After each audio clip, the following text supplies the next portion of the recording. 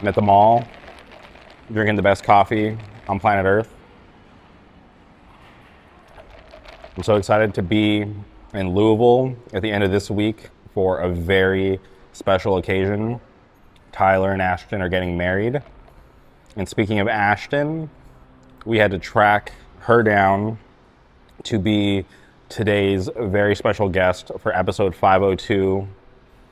I'm a huge fan of Ashton. She's a good friend. I'm always humbled that her and Tyler allow me in their house every year. They let me help them out and work LDB with them, which is an honor. I wish I would have done it sooner. But it's going to be a great week. But I was very excited to be able to have Ashton on the podcast. We got to hear her speak, which she rarely does. So it was such a treat for me to be able to have just a nice one-on-one conversation, getting to hear her perspective on a lot of things that I've been curious about over the past couple months. And the best thing about Tyler and I doing podcasts is like what happens when we sign off. We basically always do another podcast. We just don't record it. It's insane how much we talk when we get on these calls. And I didn't think that was going to happen with Ashton and I, but it did. We signed off and Tyler joined us, and all three of us sat there for honestly another 2 hours of just catching up and talking. And those are just some of the most most beautiful things, because I'm just wow, these are good friends. We can just sit here and just talk, and time flies by, right? It didn't seem like we were on the call for an extra 2 hours, but I'm honored that Ashton was down to come on the podcast for episode 502. So please, if you're not following LDB Records, support all the bands that they put out. Go follow LDB 502 on Instagram to stay up to date with all things going on out there in Louisville and the surrounding areas. LDB Fest will return next year, which I'm very excited to return to also. It's one of my favorite things to do every year. But this podcast was special for me, so I hope all of you enjoyed as much as I did. So please strap in, enjoy this conversation. Without further ado, welcome Ashton to the show.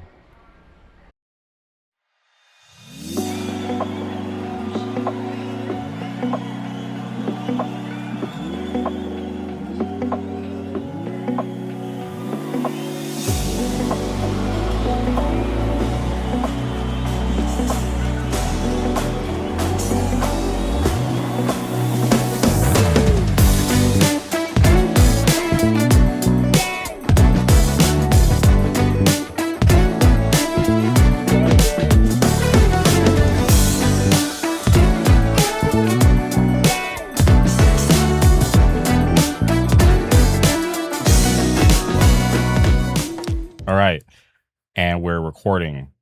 Welcome to the podcast. Ashton, how's it going? Good. How are you? I'm doing awesome. I'm seriously so happy to have you here because there's only two places that I travel in the world. I go to Louisville, I go to Seoul, South Korea. That's it.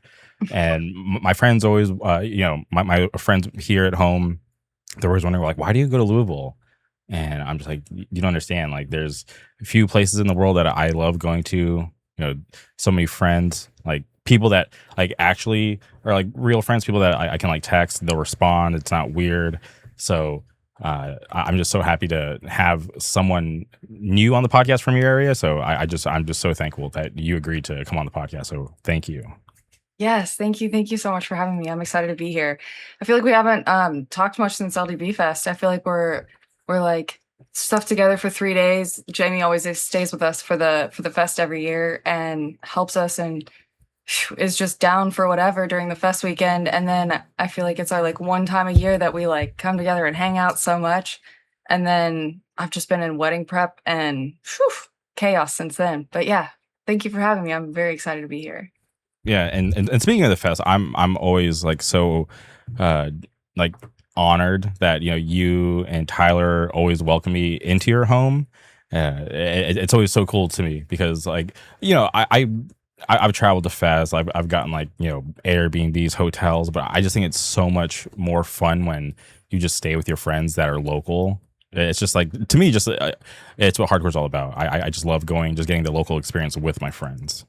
Absolutely. That is one of my favorite parts of like the whole going out of town and hanging out with a group of people that you might not be as close to those and then you become so much closer over those few hangouts, and then every time you hang out you bond a little bit more, and then you accumulate different places across the country that you can stay and that they can always stay at your house, and it's like a like always back and forth kind of a thing, and it's awesome. It's very fun. You always connect with people. I love the staying up until 4 a.m. talking to youngsters, older bands, anybody that stays with us. It's so fun. And you are always welcome, and you are the biggest help during the fest. You are such an asset. Thank you so much for everything. You're the best. But yeah, no, it's really fun. Yeah, 100%. No, and I wish I would have gone sooner because Tyler and I had always like talked about me going out there and going to the fest, but Mhm. it was just something that I just didn't make a priority. But the 1 year that I did, I was like, wow, I wish I would have done this sooner. So that's why like I've been back every year. Like it's like I've made it a priority because like the fest is always awesome. I always have a good time, and uh, I just wouldn't want to miss it after experiencing it for the first time. Yeah, I love hearing people's like first fest experience kind of situation. There's been so many kids where I've heard just working the merch table, doing the LDB label, selling all the merch, talking to so many kids. The LDB Fest was like one of their first few shows, and they were like, "Oh my gosh, I realized I love Louisville." And I was like, "Oh, it's crazy how many kids have either found their love for Louisville or found their love for hardcore and Louisville through the fest." And it is such an honor for Alex and Ryan to pass it on to us. And yeah, it's good. It's good stuff.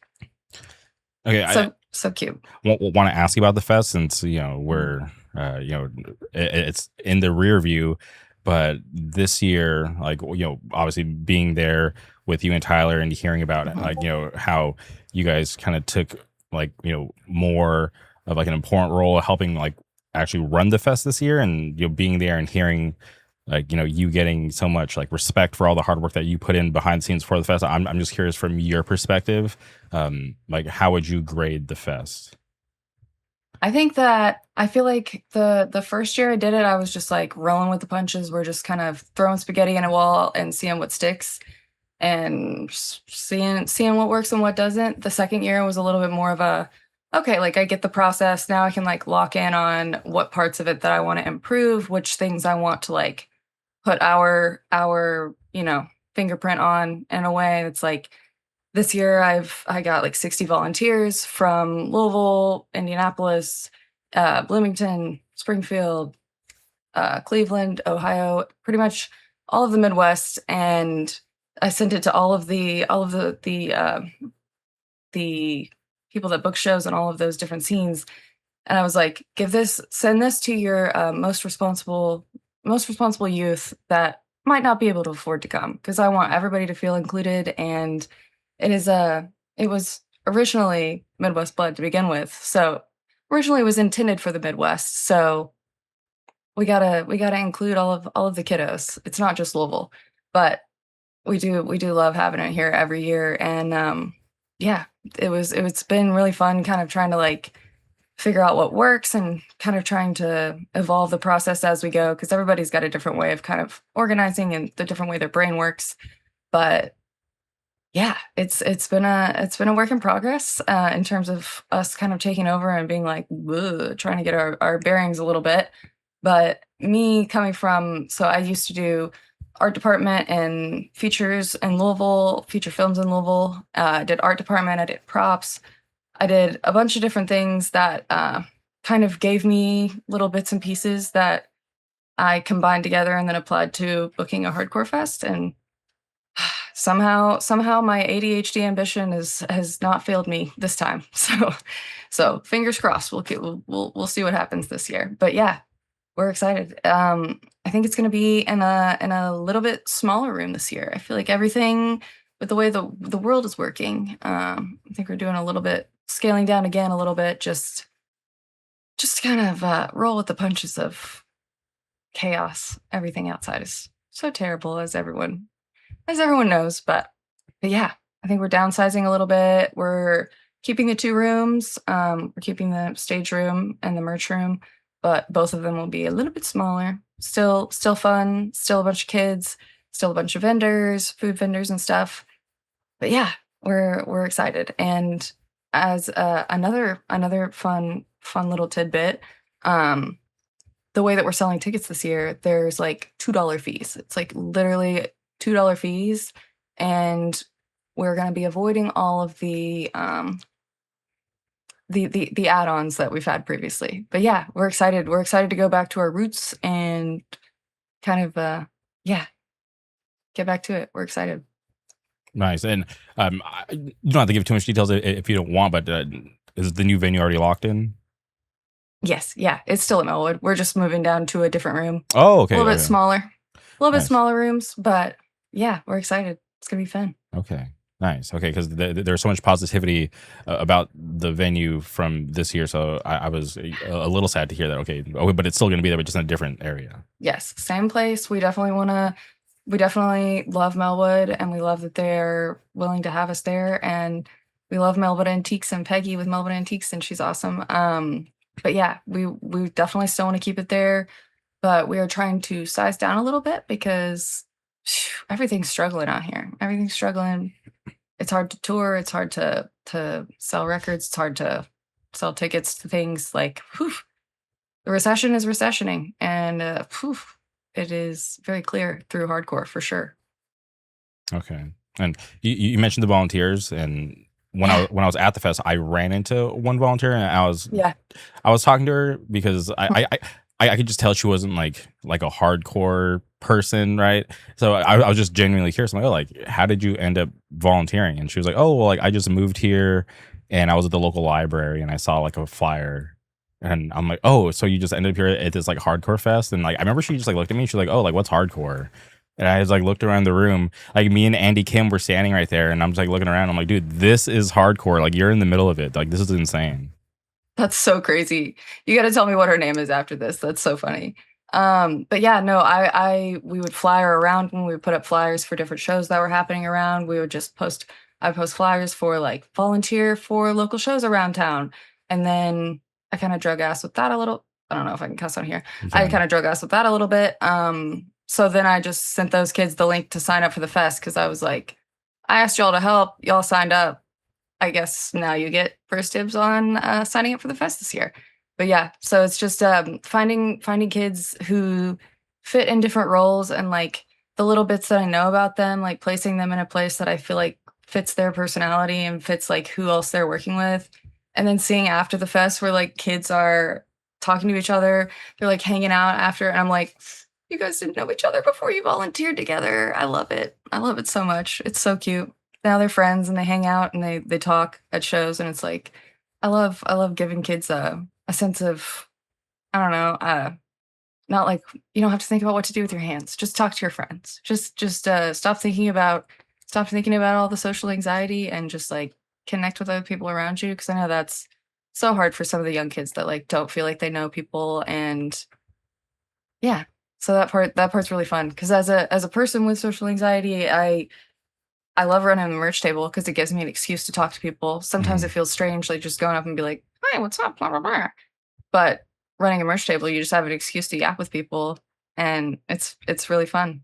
So giving the kids a reason to work together and kind of something to talk about rather than like each other or to each other. It's like, let's give you something to do, work together on it, and then you'll be friends after. And that's good. It's worked pretty well so far, and everybody's been super reliable. It's been awesome. Yeah. Meet a lot of kids. I know a lot of kids' first and last names because of that, and I'm very grateful. Yeah. Yeah, and I could tell from being there behind the merch table. There was even a point where you asked me to like run concession, and I'm like, I don't know what the hell I'm doing. But there were some chaos moments there, yeah. but just getting to like like when the people who are like running it coming to take over and like relieve me so I can go back to the merch table where I'm like way more comfortable. I could just tell like, oh yeah, like these kids are actually like down to be here. They're like excited to be volunteering. Like it's not like a big chore to them. They're actually like taking some pride in like being here, which I thought was like cool. It's like a real sense of like community like behind it. It's really cute to see them like they like lock in and they like totally they take pride in like that role that they're doing, and I keep reminding them, I'm like, go mosh, like trade off. As long as one person's here, you're good. Go. This is why you're here. You're here to watch the bands. Go mosh. Go do stuff. Go hang out. But also like come back and check on your role. But as long as somebody's covering it, you're good. But I love to see them like take pride and like lock in, and the concessions baddies were awesome this year. Yeah, Hannah and Rosen were awesome. Yeah. Well, I'm looking forward to being back in. You briefly touched on like like wedding stuff, but I'm so excited to go back to Louisville next week. And like I've only been to Louisville when it's cold, so I've never been there during like summertime. So I'm so excited to see what it's like. Strap in, bring some shorts for other days because it's probably gonna be really hot. It's been so hot recently, but it's awesome. Yeah, I'm excited to hang out with everybody outside of a show. Because I feel like it's hard to get everybody together for one big hangout. It's everybody's schedules are crazy. We all come together for hardcore, and then outside of that, it's like real life things are crazy. So it'll be fun. It'll be fun to hang everybody out with everybody and like dance and do stuff besides talk for 15 minutes or talk for 10-15 minutes band. Talk for 10-15 minutes band. Talk 10-15 minutes. Sometimes it feels like watching a movie when you hang out with your friends where you're like, I feel like I don't get to like lock into a conversation with people sometimes when I'm trying to be a good hardcore kid and like go watch all the bands. It's like you can't really lock into a conversation for longer than 15 minutes if the person that's booking the show is like on it and the changeover's quick. The conversation suffers, but it won't next weekend. It'll be fun. Yeah. Yeah. And it'll be fun to hang out outside of all the stuff. Everybody all dressed up. That'd be cute. And how has it been like this whole process? Because like I've never been married. I've never planned a wedding. So like, are you stressed or like the light at the end of the tunnel is there because like the wedding's like so close? Or like how has it been? I think I was never personally a girl that was like dreaming about her wedding day, but obviously love Tyler. He's awesome. He's the best. He's my best friend. So I'm very excited, but like not in the traditional sense. It's more so like I'm just excited to celebrate, but like miss me with the traditional expectations because it's not happening. Sorry. I've tried to warn my family, but like I don't know all of the events and all of the you're supposed to do this and this person's I don't know. I'm like, bridesmaids, I don't know. Show up. We're good. I don't know. We're just hanging out. I've been very like relaxed about it because it is rough out here. There is way too many priorities for everybody else for like costs and budgeting and stuff like that. It's like I do not want this to be another thing on everybody's plate. So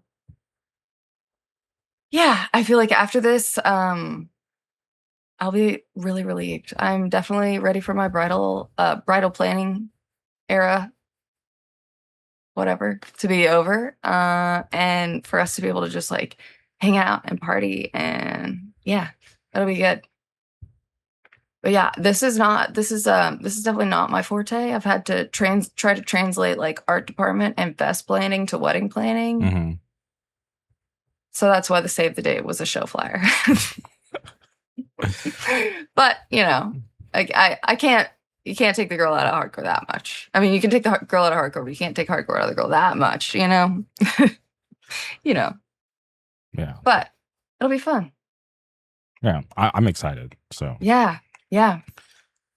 How when do you get into town? Friday morning. Yeah, because I think I can say it. I'm staying with Mo. Oh, that's awesome. Yeah, You'll so have fun. You'll have fun for yeah, sure. I love Mo and Mel, so That's I'm so happy cool. that they're down to house me. But Yes. yeah, so I get in Friday morning. Nice. Nice. Yeah, we Friday, so the wedding is Saturday. Friday we're gonna be decorating the venue all day, probably, because it's all DIY. All DIY. But you know, say love you. Everything else is too. But yeah, all DIY. So Friday is decorating the venue, and then Saturday is wedding. So yeah, if you want to come hang out, you're welcome to. Yeah, no, I'm down, and No, I we'll think be it's there too. But it'll be fun. I think it's cool. It's DIY. Yeah. Yeah, I think it would feel too weird for me to have someone else plan it. Anything I'm like a coordinator or anything else, I'm like, wait, so I still have to decide it and tell you what I want and budget it. And you just call them? Well, I mean, I can call them. Geez. Yeah, just What do you do? Heck. So I'm like, as a person that thinks I can build anything that I see from scratch, I'm like, okay, I feel like I know how I would approach building that. I can't let somebody else plan my wedding. It's just like it's against the grain for me, for sure. But yeah, it'll be good. Phew, I'll be able to sleep a little bit after that, for sure. For sure. Now, are you gonna have to hold back your tears, or are you just gonna let it all out in front of everybody? I think that's the part that I'm like, oof, I don't know what's gonna happen. I don't know what's gonna happen because I'm emotional, but I like try to like keep it composed. Mm-hmm. I don't know how composed we're gonna be that day. We'll see what happens, but I think it'll be okay to just let yourself go a little bit. It's a special day for you guys. Yeah, we'll see. Yeah, I am nervous for sure. I mean, Tyler and I are already married, but I'm just nervous about like saying the vows in front of a bunch of people, or like, I don't know. I'm not used to a whole day being about me. I don't like it. I'm not used to it. But it'll be fun. And then we have our honeymoon a week after that, Unified Fest in Indianapolis. Oh, so that actually is your honeymoon, because I saw. No, okay. I've just been joking. But it is like a week after, and we're not doing a honeymoon really that we've planned. I'm like, I've planned enough right now. Give me a beat, and then I'll maybe plan something. We'll go on a trip somewhere. But I've been joking that it's our honeymoon because it is a week after, and it's gonna be so fun. It's gonna be all our friends again. It'll be good. Yeah, another rare appearance by Inclination. Yes, Inclination, Combust, Domain, Basic Needs, Sour, Intervision, Velocity, Struck, Steering Contest. Yeah, bangers. And Brady is a homie, and he's awesome. He's so cool, and he's doing it all mostly by himself, and it is admirable because planning a fest with a team, I don't know how you do that alone. I don't know how you do it alone. Just trying to find a new venue. He's got a new cool venue. So yeah, it'll be fun. I'm excited. And yeah, I think there's like food vendors outside, and yeah, tickets. If you go to 317 Shows Instagram, that has all the details for the lineup also. Sorry, if I got really close to the screen. And then there's also a pre-show with Gargoyle and Lethal Method, Sick of Talk, Get Right. Show will be good. So that's the day before. So July 31st and August 1st. So that'll be good. I love that you're promoting the fest. Sorry, I can't help it. No, but one thing that I do like is, post LDB, I love the fact that the socials have stayed active, right? You guys didn't go dormant. You guys have been consistently promoting the stuff that you guys have been traveling to, the local scene, which I think is awesome because it takes a lot to book the fest, so it would be easy just to pack it up and just take a break, but to still be down and to obviously still support so much. I think it's been it's a good thing for you guys to still just throughout the year just kind of stay in front of people's faces and not just go away. Yeah, well, thank you for noticing. I've been trying to keep people engaged, and if you've come to the fest, then come to these local shows. If you've come to the fest, travel to this show. If you go to local shows, travel to this other show. Kind of keeping people connected, because I feel like that is what hardcore is about, is supporting your friends and telling other people how much how cool this thing that your friend is doing is, and trying to get as many people connected as possible. And I think trying to do that through just staying engaged, it helps everybody. That it helps them, it helps us, it helps, it's good. And I love seeing new kids that will come up to the merch and will be like, oh my gosh, I went to the fest, and wow, I've never been to Spinelli's. And it's buckle in, you're in for a good time. It's gonna be, yeah. But yeah, I love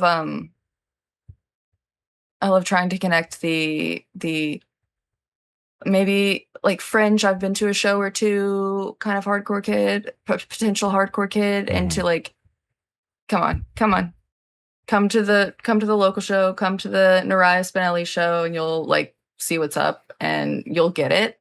You'll understand oh, okay, this might be one of the only places that an adult can have a group of friends that's this genuine and awesome and consistent.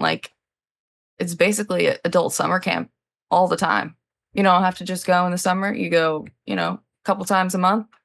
You see all your friends, and you can count on them all being there. You don't have to plan a game night. You don't have to plan hanging out. You can just count on your friends being there, because you'll be there, and they'll be there. It's good.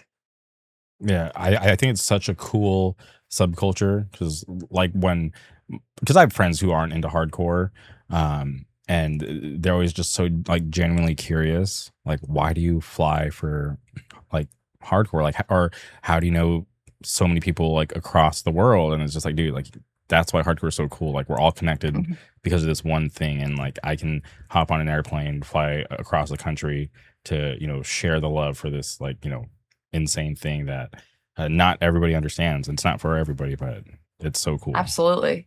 Or people will be how do you let strangers stay in your house if you don't know? And I'm because we've got mutual friends that have vouched for them. If they know that they're good, I trust them, and we're good. And then you meet them, and they're awesome. They they'll fold their little blankets, and they'll put and it's some of the youngest bands will do the most responsible things, and you're this is what hardcore is. This is why we open our house up to anybody, and then we get in an insane situation when we don't have a place to stay out of town.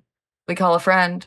We're hey, do you know anybody in town do you know anybody in your band that would let us find a spot before the end of the night? And it's how many other social groups will people just blindly let you into their house like that? Not many. Yeah. And not many that it doesn't result in something that's a consequence that you're man, I shouldn't have done that. It's nah, hardcore kids are always awesome and genuine.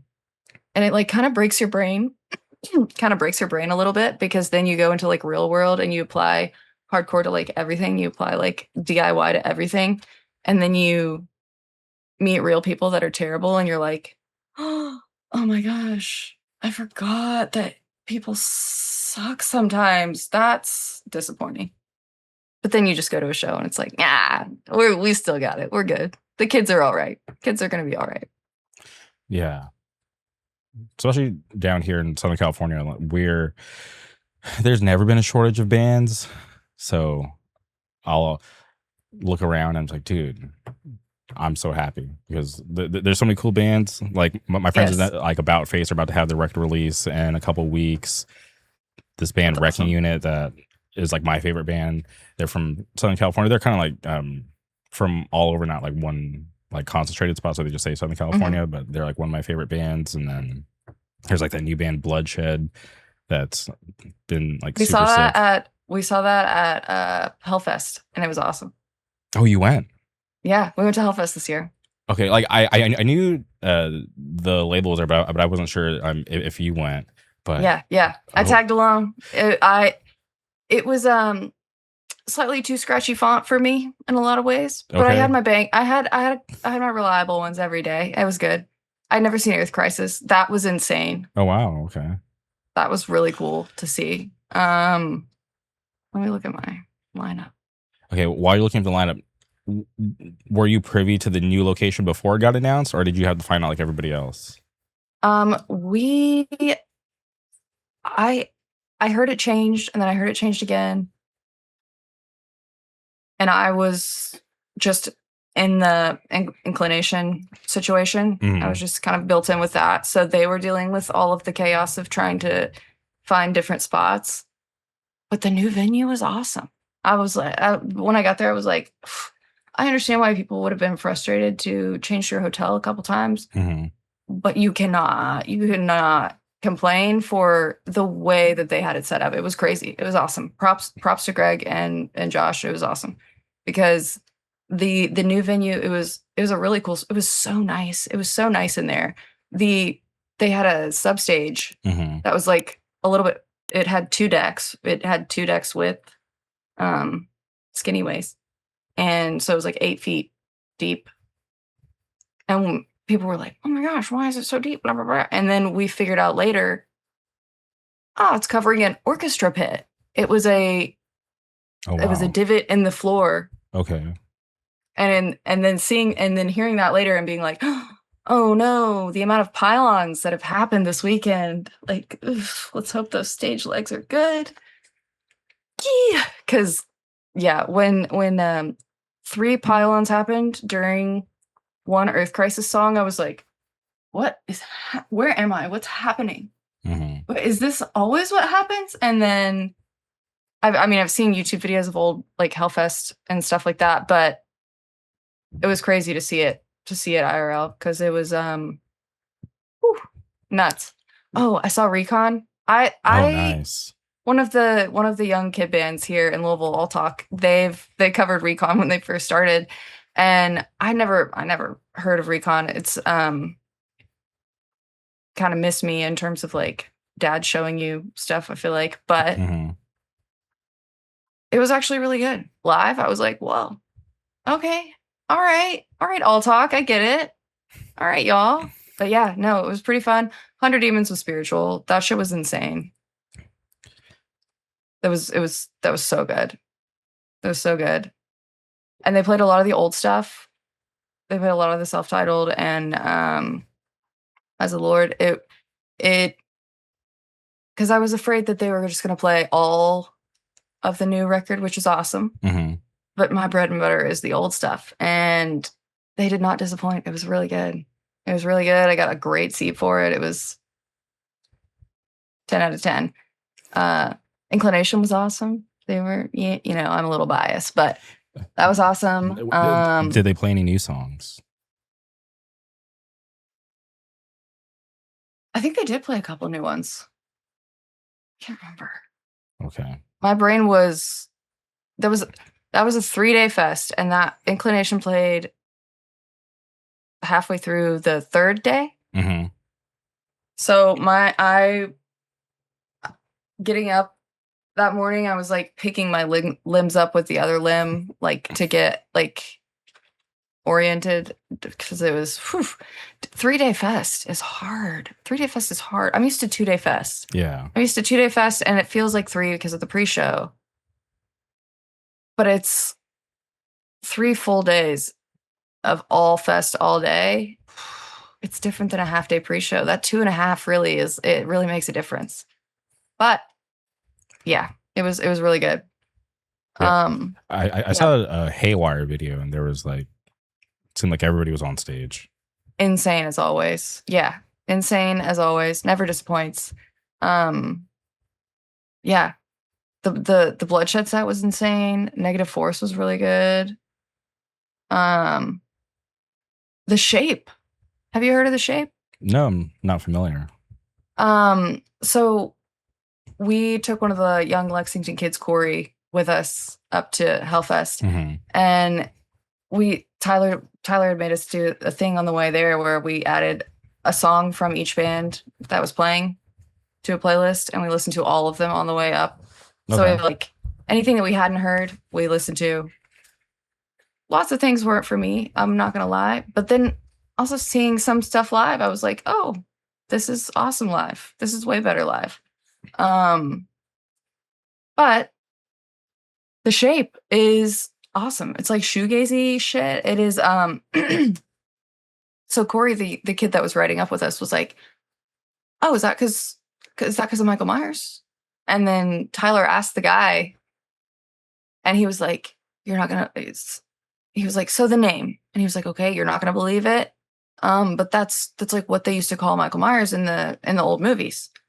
And he was like, oh my gosh, that's what Corey said. So we got confirmation that was in fact Corey was right. Props to Corey. Some real lore.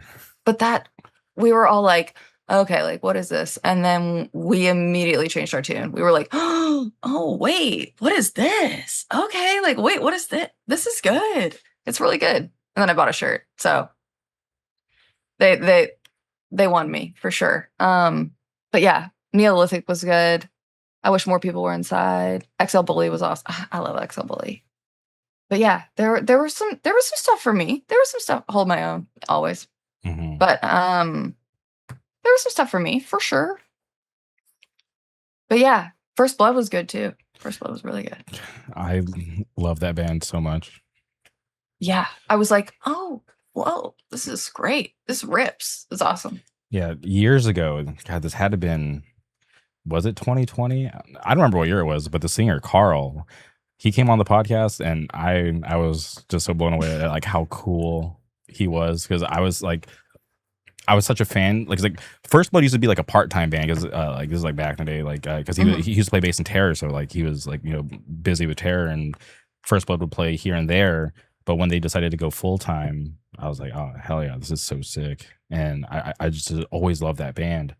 And when I started this podcast, I was like, yeah, he was like on a short list of people that I'm like, all right, I want to try to get them on the podcast. And the fact that he was down, and like I'm not sure where he's, I haven't talked to him in a couple of years, but he was in like Sweden at the time, so there was such a big time difference. So like he was so like accommodating, and he was just like the nicest guy ever. I could go on for days about like how awesome Carl is. Sometimes you just like meet somebody and they're just like, you're like, oh wait, my hope for humanity is still intact. Like okay, thank you for that confirmation. I did need another reminder that random good people are still just like out there yet for me to meet. And yeah, it's good. I love that shit. It's cute. 100%. And because I've been on one tour in my life, and it was with this local band, because they were like one of the opening acts on the tour, and it was with First Blood when they're on their California tour back in 2006. And I never talked to them on the tour just because they were like the headliners, and I was like, I don't want to be an annoying kid because I'm going to like every date. So like that was like a dream for me. But then to like fast forward to having him on the podcast was like seriously like one of the coolest things for me. And that's so cool. Yeah, he said that he would come back on whenever First Blood breaks up. So I don't want that to happen, but I do want him to come back on at some point. But like eventually. But like eventually. Not right now, but like eventually, for sure. Whenever they're done. But no rush though. Yeah, for sure. Yeah. Right. That's awesome. I went on my first quote tour recently. I rode along with Walk Alone on 4 days that they went on. It was literally it was Cleveland, Bloomington, Springfield, Louisville. It was 3 days, and then we stayed at home. Or it was 2 days and then we stayed home. So it was a tour, but Morgan plays bass in Walk Alone. Had broken their back recently, broken like a vertebrae in their back, like severely. It could not move for a minute. Was a trooper the whole tour. Was like sitting shotgun the whole time. Did not complain about their back at all. It was insane. But I got familiar with like gear and stuff. I was like, okay, you need your amp, you need your cord, you need your cables, you need a pedal board, you need all this. Okay. You ready? Okay. I'm gonna take it back and take it out of the car. So I was just running around. So I was like, I gotta be useful. I hate feeling not useful or I don't know, like a bump on a log. I can't be that guy. So I was like, all right, let me be your tech. Let me be your bass tech, please. So we were joking about that the whole time. That's awesome. There's people who But go on yeah, tour. it was a fun little tasted tour. It was good. Skylar and Morgan and Tyler and Eli were a good little tasted tour. It was nice. Yeah. I love Eli. Eli's awesome. Yeah. Yeah. That was the Fool's Game run. Yes. Oh, okay. Yeah. Yeah. And Fool's Game is so funny. They're awesome. Clemo is so funny. They went out partying one night, and there's videos of Clemo like beating up the beat at a club. Okay. It's awesome. Tyler has a video on his flip phone, and it's crispy on a flip phone is just chef's kiss. It's so good. From a different time. Wow. Huh. Didn't he break his phone recently? Which time? I don't know. Yeah, there's been too many times. Which phone? Yeah, as long as I remember, he's broken so many phones. Yeah, I got to the point where I was like, okay, you have to start saving the label people and my phone, because it's not cute to lose your phone and be like, who's new phone, who dis, to like someone that is on our label. So like we gotta keep them on my phone, and then you can look at my phone and get them when your phone inevitably breaks. So we're strategizing. We're strategizing. I'm strategizing, but yeah, he's a mess. He's so funny. Yeah, that's teamwork. Good teamwork. Yes, but as privacy becomes more of a concern, unfortunately, I think he's proved us all wrong. I think he was maybe the right one the whole time. Flip phone might be the move, but I'm running too many things on this. My phone is just got too many things going on. Yeah, she's heavy duty. Heavy duty use. I'm at a point right now where today, just by chance, I got a new work phone today, and my work phone is like the latest, greatest iPhone. Which, because like my personal phone, I have like the iPhone 17 Pro, but my work phone now is the iPhone 17 Pro Max, and I'm like, we don't need this nice of a phone, because like we have to we use like there's like apps and like stuff for like the job that I do, but it's like the newest and greatest iPhone wasn't necessary, but I'm just like, this is weird that my work phone's nicer than my personal phone. Oh, that is so strange. Yeah, I work at a wood shop, and I do like CNC programming stuff. Mm-hmm. They usually do like cabinets and stuff, but I've like gotten a hold of the software, and I'm like making fun things. But they recently needed another computer, and the only computer that would run the software that we need is a gaming computer. so my keyboard is like rainbow light up, and it's like got like gamer icons on it and stuff, and it's awesome. I'm like, all right, I'm gonna go game. I'll be back. I'll have the file ready in a minute. I'm gonna go game. It's so goofy. That's wild. So funny. Yeah, but it was the only PC that would run the mess. Yeah. Goofy. But yeah. So flip phones, I think I could do a flip phone. Because I spend time watching funny stuff. Cause there'll be times where I'm just like scrolling, and I can control myself. Like I'm not like crazy addicted where like it's a problem, but like there's times where like I'm scrolling and I'm just like, the internet shouldn't be free. This is like pure gold. Like it just has me like dying, like cracking up, and I'm just like alone. But I'm like, this shit's so funny. Yeah, I would have a flip phone. So on TikTok, I scroll on TikTok or whatever, and I'll save videos to a specific folder for Tyler to then go back to later. Okay. So it's like extremely curated for you page. It's for Tyler page, basically.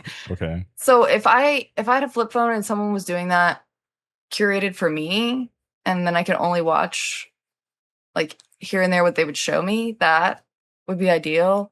But if both of us have a flip phone, then no one's gonna be doing that. So like I don't, it's not gonna work.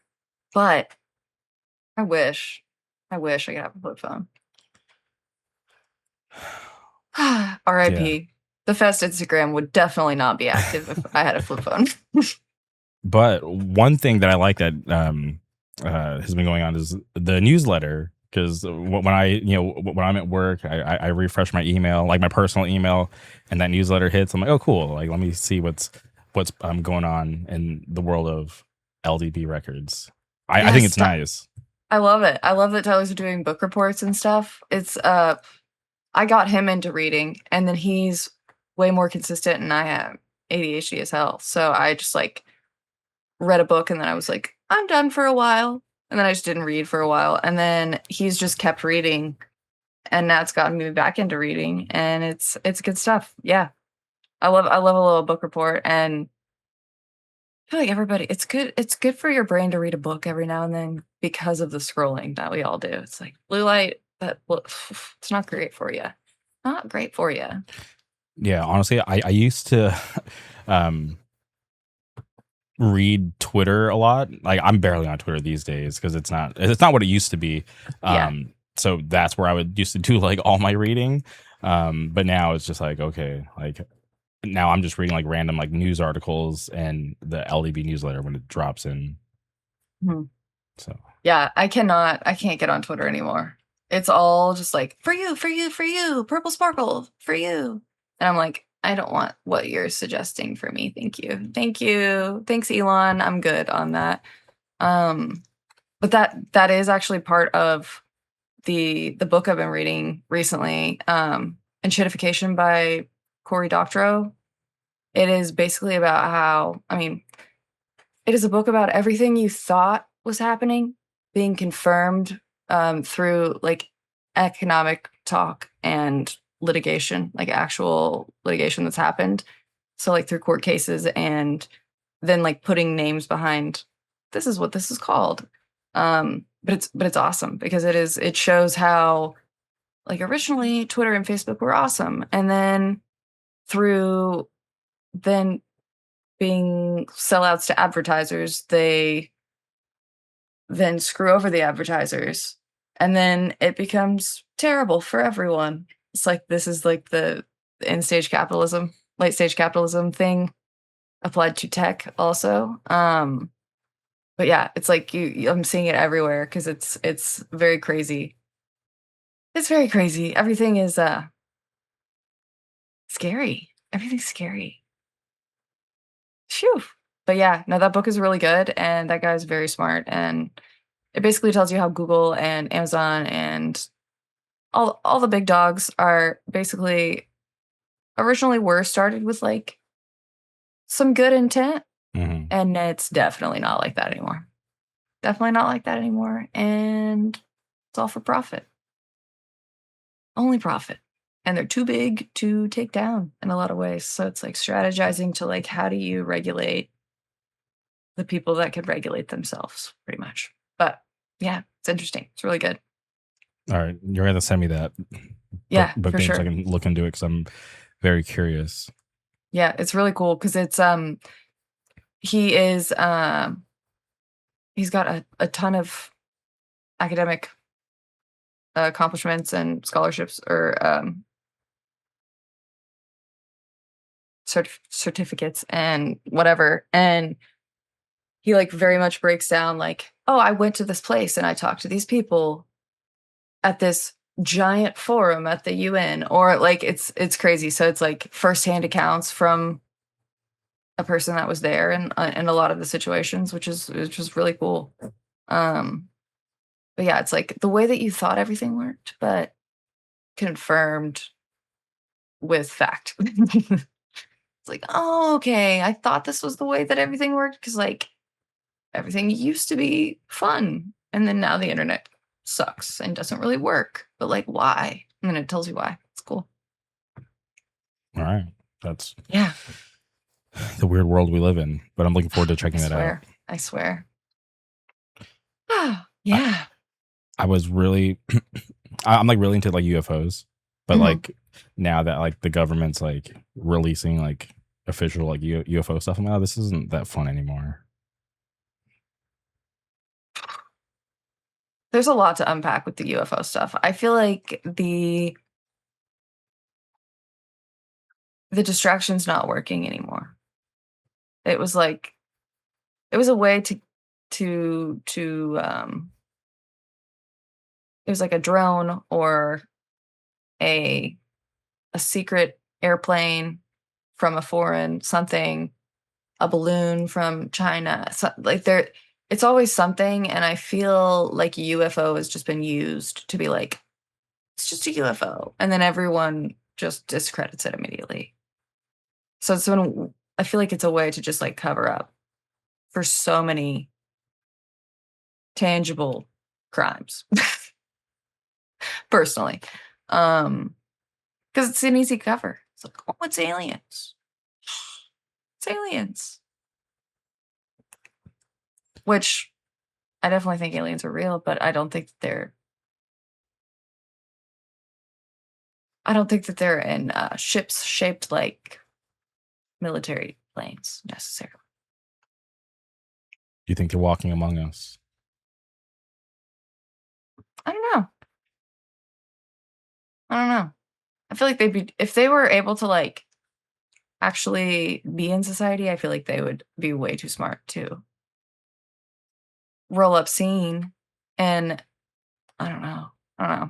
Who knows? We're just tiny little specks. Yeah. Sometimes I live my life these days like looking forward to going to Louisville, looking forward to going to Korea. Mm-hmm. That's what keeps me going. But I'm just like, is that a healthy way to live?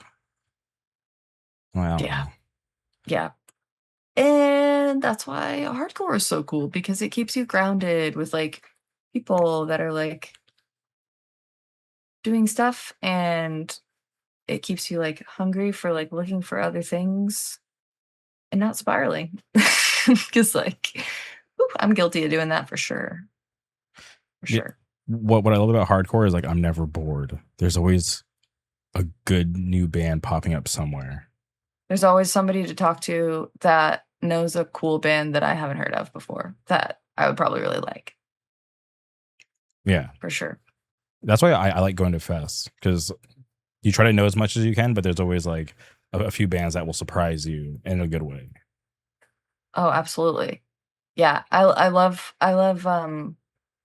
going to fest, and it'll surprise you, like the people that will like yap with you for like 10-15 minutes just standing there. It's like, wow, you leave that conversation, you're like, oh, that was a good conversation, that was good, I love that shit for sure. There were a couple of those at Hellfest for sure, where you just leave the conversation, you're like, that kid was cute, I love it, they got they got potential, they're gonna be around for a while, you can tell. And do you like that traveling aspect? Because you guys went to FYA, you guys went to Tied Down. Yeah, I really like traveling with the LEB stuff, because I am not a performer necessarily, so I don't like being in front of people a ton. Mm-hmm. So being at the table gives me like an excuse to talk to people. They'll come up and I'll yap with them, just like random people, and you get a vibe of like all the kids that go to the fest in this area. It's like, oh, okay, it's just like Northeast version of Louisville hardcore kids. It's like, oh, it's just like, the West version of, hardcore kids, or, Southeast or wherever. And at the end of the day, you always realize like, oh, okay, we're like all basically the same. Like we've got the same morals, we've got the same ethics. Kids that like hardcore here are the same as kids that like hardcore at home, that are like, I think I like this thing, but like I don't really know much about it yet. And then they like kind of figure, they're like kind of feeling it out.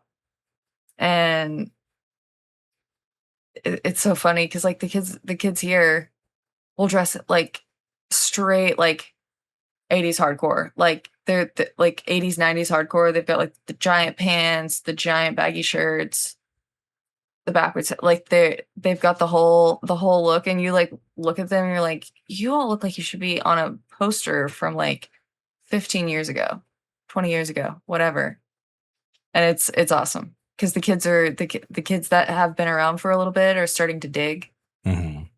I feel like for a while it was like all freshly COVID kids that like everybody was kind of like not sure what to do. But now I feel like at this point, like kids have like, okay, you've got a couple years in and you're like, realizing that you got to look at the source material and like dig and like find old stuff. And then they find different inspiration for their style or their band or their whatever. And it's like, all right, this is awesome. Yeah. Social media hasn't ruined anything. Kids just have to find hardcore. And the kids that are supposed to will. And I think that's like part Kids of that like need it. the fun aspect of hardcore is, you know, once you find like a sound that you really like, you're like, all right, who else sounds like this? Or like, how did they come up with this sound? Mm-hmm. Yeah. Or just like finding like, also just like going backwards and tracing back all the previous things that you liked before hardcore and being like, oh my gosh, the music in Scooby-Doo when they're running in the haunted house is punk. Oh, okay. Well, that's on brand. That's so on brand because all the shit that I liked when I was younger was like very punk focused. So it was like, oh, okay. Like this tracing back and finding this one thing that I was really attached to, but like never really had looked into. You look back into it later and you're like, oh, okay. Like one of my next door neighbors when I was like 16 gave me it was basically like a coffee table book of like the Seattle punk scene. Mm-hmm. And I remember like looking through it and being like, I don't know any of these bands. And then I looked through it like a year or two ago and I was like, wow, okay. Well, coming back now, I know all of these bands. And that's crazy. That's crazy that my neighbor was showing me cool shit. It was like, if you're built like a hardcore kid, it'll find you. It'll find you one way or another, or you'll implement it one way or another. I feel like because it's more like it is an attitude and a mentality that I feel like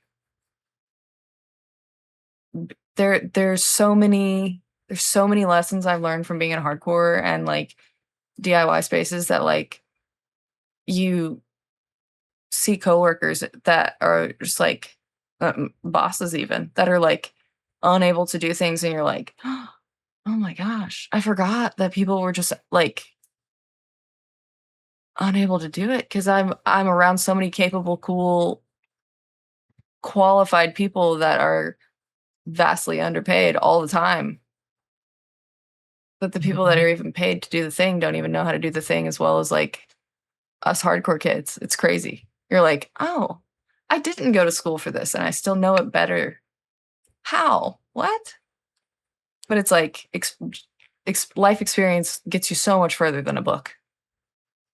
Exclusively a book. A book will get you pretty far. But I feel like life experience and like being around people, learning how to work with people, learning how to work in a group, being in a band, being in a group project, it's like all the same kind of lessons that you learn being on a team, learning to think for like more than just yourself, community, mentality. There's like so many lessons that you learn that then you subconsciously just implement in everything else. And it makes everybody around you so much, I feel like so much more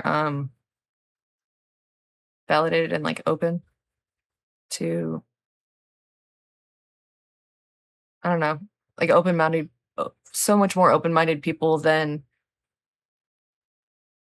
a lot of people in the red zones of the country. It's like the amount of conversations you can have with a hardcore kid versus someone with a closed mind is like, it's crazy. It's crazy. You learn so much do so much. I don't know. Yeah, no, I completely agree. Like, I go to Tijuana every now and then for hardcore, That's cool. and even like some like my hardcore friends are like, "Are you sure like you're gonna be safe down there?" I'm like, dude, I've been down there like 5-6 times. Like, it's fine.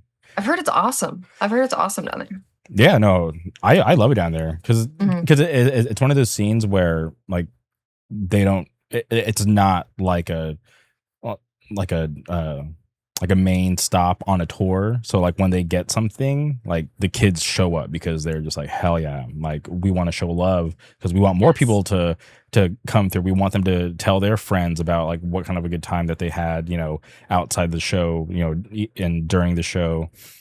So I always try to like encourage everybody and just like, hey, just get your passport. It's fine. It's fun. And I tell any band like, hey, if you're playing San Diego, you should think about playing Tijuana because it's like a 20-minute drive. Absolutely. Well, and that's part of what I love about the Midwest and like all of the different little scenes and or the different little cities scenes in the Midwest is like we don't have things constantly happening. It's Mhm. like if your friends aren't putting it on, it isn't happening. So it's like the amount of effort that it goes into putting a thing together that's like huge. It takes so much more it takes so much more effort to like try to find a venue and try to book and build the infrastructure instead of like having a giant, you know, easy to find a venue kind of a situation. Or we've got 12 to pick from, kind of like a Chicago or a New York or a, you know, we have so little, so we treasure it so much. It's like you realize what you've got and you protect it so much, and you can't. I don't know. You feel so much more ownership over it than oh there'll be a show on Thursday, there'll be a show on Friday, there'll be one on Saturday and Sunday. It's like when you know that like you were saying, everybody in town comes to that one thing that's happening because there's rarely a thing happening there, or it only happens every once in a while. It's like, you know, all your friends are going to be in the same place at the same time. I can't imagine trying to live in a big city and trying to like coordinate which, oh, are you going to this show or this show or this show or this show? If there's a ton of good bands coming through, because it's like you might have different friends at different shows Mhm. for 5 different days, and it's like, but only certain friends went to 2 of those shows or 3 or whatever, and it's like a smaller scene. You can count on your friends being there because that's the only show happening in that area, and that's I feel like that's the beauty of a small scene. And I don't know, you just get to know all of the regular offenders positively, not derogatory, clearly. But the regular characters, and they're so cute. They're so cute once you get to know them, and yeah, the new gen hardcore kids are awesome. They're really wholesome. What are some of the newer bands from your area that people should be checking out? So we have All Talk has been around for a little bit, but a couple of those kids have started a new band, Takeaway. That shit is awesome. It is so good.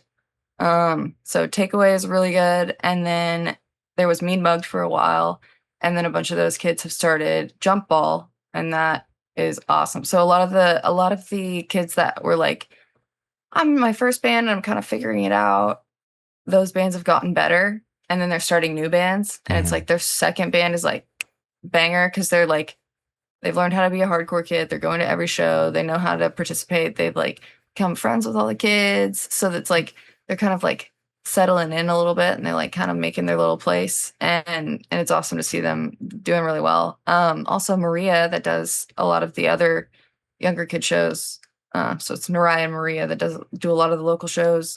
Maria is in a new band, Disform, and they are really good. I think Curtis wrote a lot of that, and it was another Split Intentions was a younger band.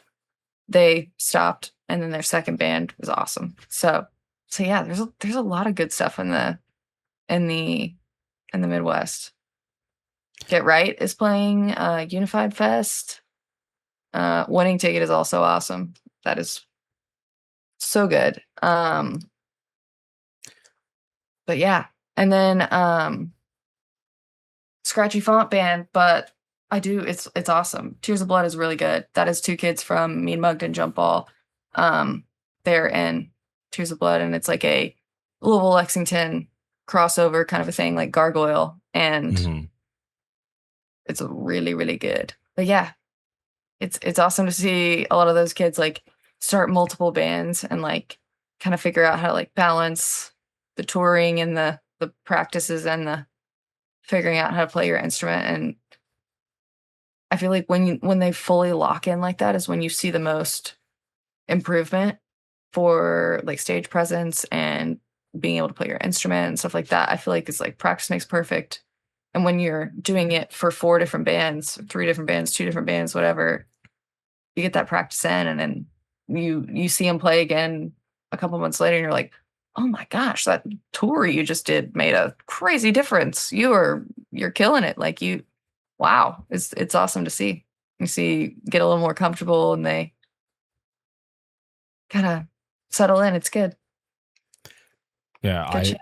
love hearing What bands are in California that you're into? The younger kid bands. My friends play in a band called Strut. They're not like younger. They're like, well, they're younger than me, but I wouldn't call them younger. They're like adults. They're like in their 20s, but they play in a band called Strut, and they have a new record coming out. But they sent it to me, and I was just like, okay, cool. Like I'm happy that they're able to continue like this early 2000s like hardcore sound like really well. So that's like one band that I tell people like, yo, like Strut, they're putting in the work. They just played a cool show with like Rotting Out, which is like rare because like Rotting Out doesn't really do much. So they're on a bill with Rotting Out. But I just have like high hopes for them because they're the kids that are at like every show. Like the guitar player Noah, he is everywhere. Their bass player, he's playing like still plays in a band called like Smoke 909, and yeah, that's awesome. Yeah. Can you hear that? Noise? Yeah, what is that? 1 second. I am very unprofessional, and that is my Discord. That is somebody from Discord trying to invade the podcast. They're breaking in. Wait. Oh no, I lost you. Can you hear me? Did they break it? I can hear you. I can't see you. Okay. All right, Hackers. All right. Technical difficulties, but weird. Not strangers to that here at the Jamie Orque Podcast. Crazier things have happened. Okay. We're back. Okay. We're back. We're so back. There was a time Tyler and I did a podcast. We're in the podcast. Like we're like hour plus in the podcast. And like I lost power and then I lost the podcast. So yeah, but that was Discord. So I was still signed into my Discord, but gosh. What was I saying? Okay, yeah, just members of Strut always at hardcore shows. So those kids are awesome. My friends in About Face, they're about to have their record release next month. They're on Rebirth Records. Like that band is amazing. And like that's awesome. Yeah, and I just cannot stop talking about Wrecking Unit. They have new music coming soon. And I definitely need to check that out for sure. Yeah. That's awesome. I love when the young kids kind of like really have been doing it for a minute, and then the next time you see them, you're like, oh my gosh, you're a different person. This is crazy. Like seeing Struck, we went to an awesome show in Cincinnati a couple weeks ago, and it was great. Struck was awesome. Sick of Talk was so good. Like all of the kids in those bands that have been in bands for a minute, and they've been like putting in work, doing tours, staring contests. Like you see them again, and you're like, oh my gosh, you guys have grown up. This is really cute. It's like you see them standing up straighter. They've got like a little suave. They're like smooth. It's awesome. It's really cute. You know who I think is a good source, like when I'm curious about music from your area, is Jim Barron. I'll look at his story, and I love Jim. He knows that. But he's tapped in. So like whenever he posts stuff that I'll see a name and I'm like, oh, I don't know who that is. Like I got to go check it out. So yeah, I'd be screenshotting Jim's story sometimes and being like, who is that? I gotta look at that. That's how I found out about bullshit. The smiley face Target album art. It's so cute and it's really good. Shit rocks. But yeah, Jim is tapped in. He was one of our two witnesses for our wedding. Oh, he was there. Yes, he was at the courthouse. He was one of the two witnesses because he had to be one of the two. Can you say who the other witness was? Oh, it was my old roommate M. Oh, okay. M is dating D-Pain and Gates to Hell. Oh. So it's Tyler's old bestie and my old bestie are now dating, which is cute. Wow. And they're both in our wedding party. Yeah. Very cute. But yeah, good stuff. Lots of fun things coming up. Shout out Gates to Hell. Shout out Gates to Hell. Always. Always. Yeah, it's cool seeing like the more established bands from your areas still consistently do cool stuff. Mm-hmm. Yeah, I did some music videos for Gates to Hell a little while ago. I made a crazy inversion table. Eric yesterday was like, all right, I have a picture. And he sent me this picture and it's like 4 pixels. And I was like, all right, we can work with this. It's fine. Okay. And so I found a little bit bigger picture of the same thing, reverse image searching. And yeah, I made it based off of a tiny, I think it was a video game. I think it was a screenshot from a video game, actually. Okay. But it was a little inversion table. And yeah, we put a person on it. We put Dallas on it. Dallas Garris. So funny. And it worked. So, but yeah, we did some special effects for one of those. And then Eric had to do some reshoots on the special effects for like a throat slash. So then I had to put like I had to put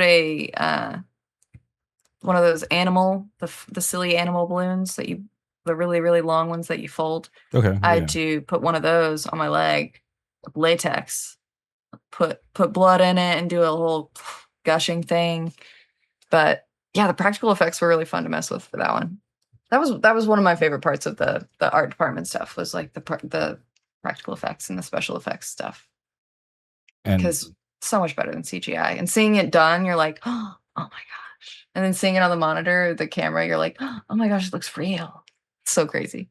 It's cool. And are you like trained or how do you know how to do all that stuff? No. Part of it is just like, I'm a girl and I know how to do makeup. Okay. And then I don't know, just messing around with latex and being like, I can probably do that. Let me give me 10 minutes in a YouTube video and we're good. But yeah.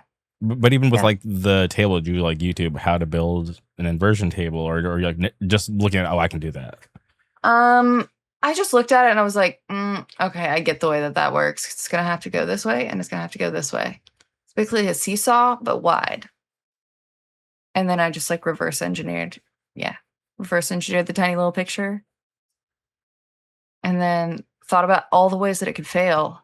Okay. And somehow my brain thinking about all the different ways that it could not work works pretty well when it comes to building things. So I don't know. Just gonna go with my gut. And I slept through most of my physics class through all of junior year. So I don't know. Yeah. My dad did a lot of project management, construction stuff. So I think our brains are broken in the same way. I met your dad. Yes. Yeah, you did. Yeah. Yeah, he was nice. He's a mess. He's so funny. He was nice. He's awesome. Yeah, he's a good guy. I just thought that he was nice and he was just so like caring and wanting to make sure that like, Tyler was getting everything for the generator. So yes, the generator. We've used that generator a couple times. Yeah, we used that generator for the Haywire show at the skate park. Randomly, it was like one day before Louder Than Life. and Austin called Tyler and was like, "You have a generator?" And Tyler called me and he was like, "Can we use the generator?" And I was like, "Yeah, I'll call my dad." And we went and picked it up that day. I love him to death. He fills it up with gas, which is I love him to death. But then it's heavy as fuck. So we're like trying to get this fucking generator in the back of the truck. Just me and Tyler. It was awesome. But yeah, no, we made it work. It's good. He will let us use that generator anytime. But yeah. So yeah, any kind of skate park show. You guys can make it happen. We'll hold it down. Yeah. Give us a call. Has Ladder Life happened this year already, or is that upcoming? It is September. Yeah,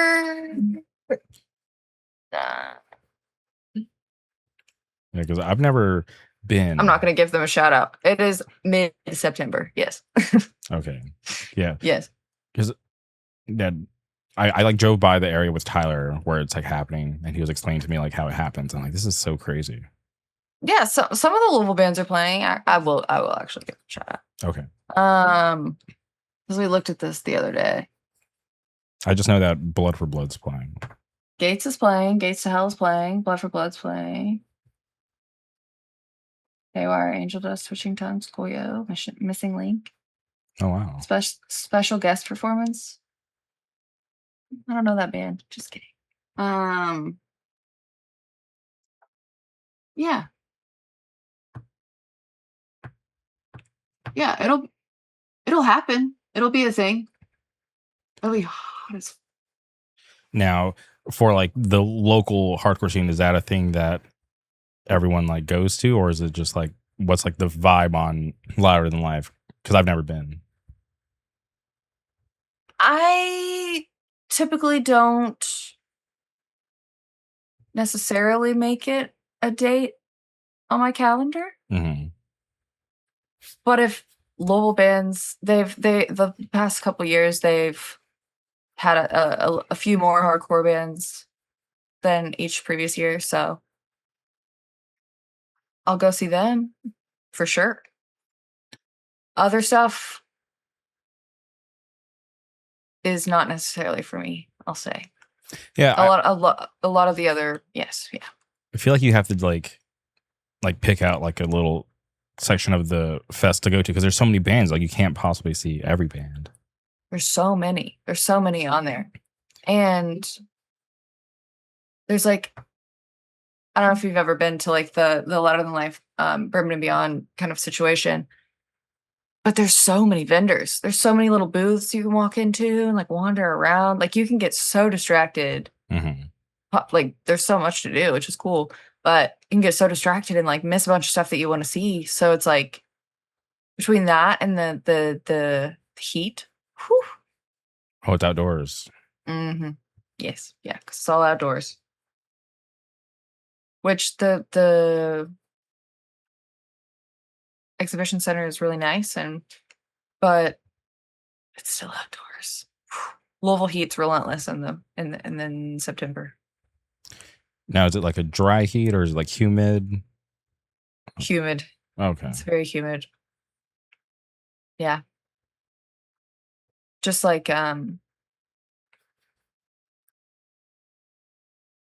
there would be days in the summer that I wouldn't need to go to the bathroom all day because I would just sweat it out. Like that's how much you sweat the whole time if you're like in the dead of it. Mm-hmm. So it is relentless. I'll say that. It's relentless. And it's probably not getting better with these data centers. Probably not gonna get better. But yeah. Want to go to? There's so much going on this summer. Want to go to the KFC Yum Center? Or, I don't know if that's the proper name for it. Yes, yeah, that is where the concerts typically happen. Okay, yeah, because who's playing the Yum Center? Oh no, I don't know. I would just like to go there someday. Oh, okay. Because I was like, wait, who do you want to go see? Okay. We always like drive by it. I'm like, oh, that looks so cool. It's crazy in there. It's very crazy in there. What have you been to at the Yum Center? I went to Bruno Mars when I was a sophomore in high school. Yeah. Oh wow, okay. Yeah. It was is it the Grenade album? It was before 24 Karat Magic. That's not for me. Okay. That's where I fall off. Okay. I'm in the Lazy Song days. That was my middle school. So the Lazy Song was very much, unfortunately, I knew every word and all that, but that was back when like middle schoolers had universal experiences. Like I feel like it was like, oh, in this generation, blah blah blah. I feel like now kids just like, there's so many subgenres and subsects and sub niches, niche. It's like nobody has a universal experience anymore. Damn. Not the kids all in the class can't be like, oh my gosh, do you guys remember when the only thing they've got is like, you guys remember when COVID, and everyone just like groans? It's like, God, they don't have anything good. That sucks. You guys remember when Elon ruined Twitter? Fuck. That's so crazy. R.I.P. hardcore Twitter. Actually, no. That was bad times. Everyone's diary was just on main. Crazy. I'm just thinking about like hardcore drama. There were so many like people were terrible to each other. People would post on main and then you'd just like lose respect for them. You'd be like, oh, cool. It's crazy that you said that, Free. No one made you say that. Yeah, luckily I've always just kind of kept to myself. Yeah. Not so really. Funny. Yeah, I don't really, no real big controversies or drama with me. Gosh. I hope all of the people that were bullied to shit on the internet are okay now. I hope they're okay. I hope they've gone on to better things. Has anyone checked on the Banana Man? Is he okay? I'm not asking. I personally don't. I don't care how dim that sparkle is. I'm so sorry. I'm so sorry. I cannot believe when I read that post, I was like, wow, this is amazing and sad at the same time. But then seeing other people use that phrase it's so amazing. Like I saw like Bob Wilson use it one time on one of his stories, and I was like, this is great. I just think it's insensitive to like act like you were the victim when you were just being a main character in a situation that was not about you. When they peeled the banana. Can we just like set aside? That's funny. That's funny. You can't, undeniably pretty funny that they peeled the banana. Mm-hmm. He said peel him, and they peeled him. The fact that, if that's what it takes to weed them out, if you're coming to a hardcore show because you want to play dress up and a banana suit and make it all about you, I don't know if you've got the community mindset that is required to like participate in this thing. If I don't know. There's so many layers to that. There is so many layers to peel. I don't know. Who knows?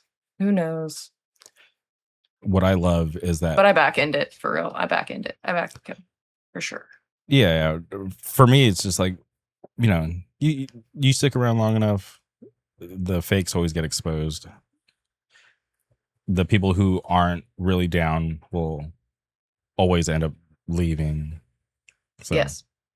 And the people that are still left around in your class or generation of hardcore kids will respect you so much more, because it's like you look out and you only see those heads left and you're like, you guys, we made it. we're the last ones of us.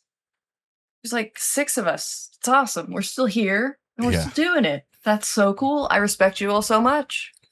It's like you gain like a mutual respect, even if you weren't super close when you were younger. Mhm. Even as you're like, oh, okay, yeah, no, this is awesome. It's good.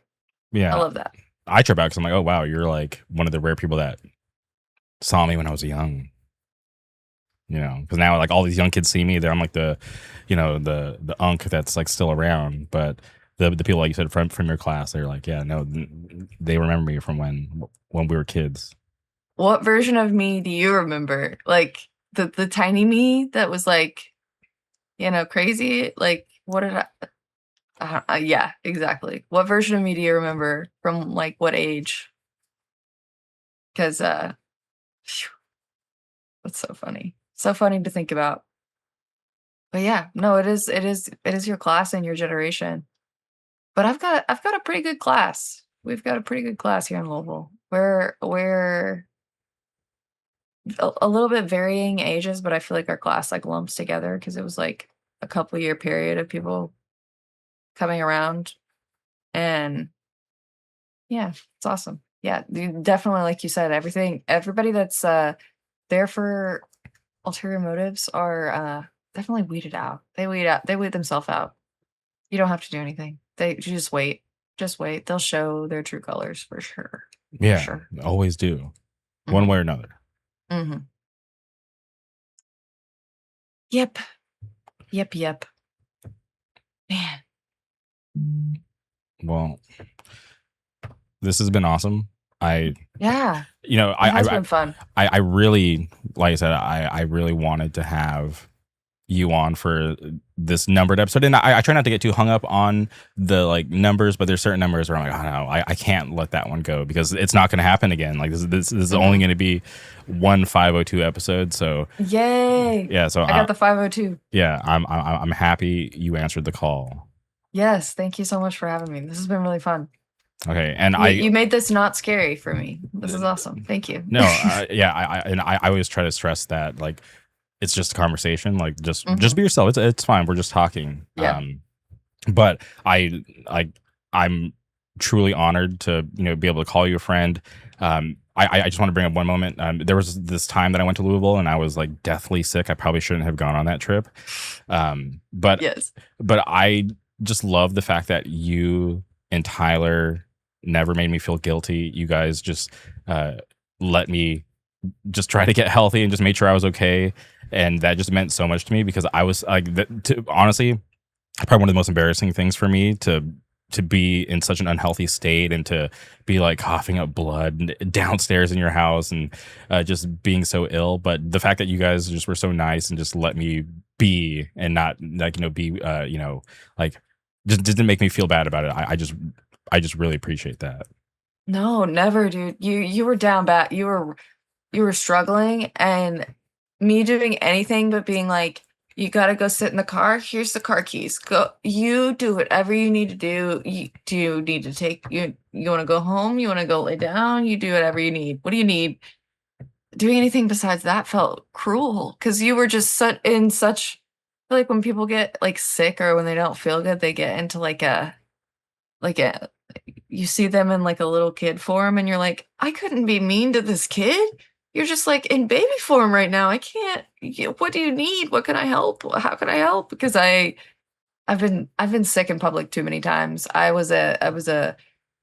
think I threw up in every single building of the St. Raphael School building. Like every single classroom. I was throwing up all the time. I would later realize it was anxiety, but yeah, I was like throwing up a lot. So it's like, someone's sick around me, say no more. I get it. You want a washcloth? You want water? You want me to leave you the fuck alone? Just say one thing and I will, any of it. Cause I hate when I'm in public and I don't feel good. Cause you just like, you need stuff and you feel bad asking. It's like, sometimes you just need like a mama bear kind of situation. It's like, how can I take care of you? Let me fucking help you. Cause I just feel bad. But yeah, I'm glad you're healthy now. And yeah, no, you're good, dude. Always welcome. Always welcome. Thank you. And looking forward to seeing you guys in person next week. I'm Yay, super next week. excited. But before we sign off, is there anything else you would like to say? LDB Fest tickets will be up at some point. Go to Unified Fest. Support your friends. Love your friends. Yeah. Well, tell the people that you care about you love them. Yeah. I don't know. That's it. All right. Well, I truly appreciate your time. Thank you for doing this. It definitely means a lot to me. Thank you, everybody, for tuning in. We'll be back soon. Goodbye.